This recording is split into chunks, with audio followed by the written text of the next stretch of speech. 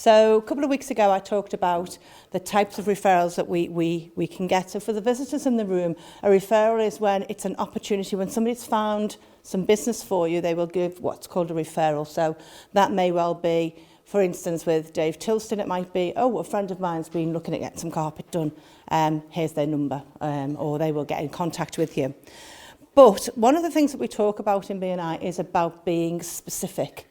So quite often people will say, oh, I'd like to speak to anybody who, or a person, or can you help me with this? But there are times when somebody in the room might say, I would love to speak to somebody in a group, somebody specific. I would like, say, for instance, the contact, the person who runs this hotel, for example. Now, a good member will actually think, right, okay, how can I find that person?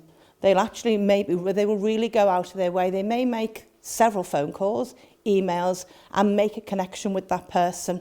And eventually we'll turn around and say, hey, Denise, I've got that person for you.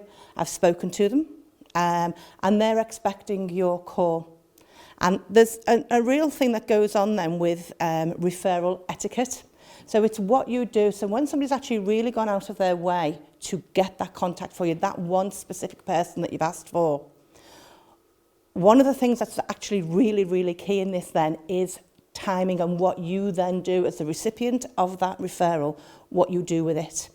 And the sort of, I suppose, things is what you don't do with it. So one of the things that you don't actually do is ignore it. So if somebody's actually said to you, can you get me that person? And a member has really gone out of their way to find them for you, please don't ignore it. And if they said they are expecting your call, then do exactly that. Call them. Don't pop them an email or sort of go, oh, good, you know, I didn't do that. Because as the member who's actually put the effort in to actually go and find that person for you, make those connections, put those little webs together, it's up to you then as the member, as the receiving person from that to actually say, I will follow that up. And that follow-up is really, really key critical. So it is to say that if somebody has gone out of their way to find you, that specific person that you've stood in this room and said, yes, I really want them, please then use that etiquette and make contact with them, give them a call and actually say, hey, Darren's found, has given me your details. I believe there's some connectivity there's some synergy. Can we talk? Can we coffee? Rather than just popping them an email and saying, hi, nice to meet you type of thing. So there is an awful lot of etiquette that goes with it. And it is just really when somebody's put that effort in, it really reflects well on you and well on them if we can actually then follow that up as it should be with a call.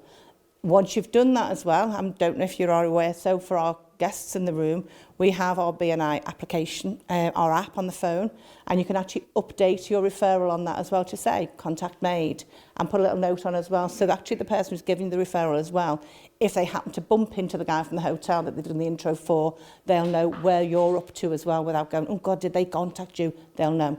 So that's a little bit about etiquette with referrals. Hope that helps. Thank you.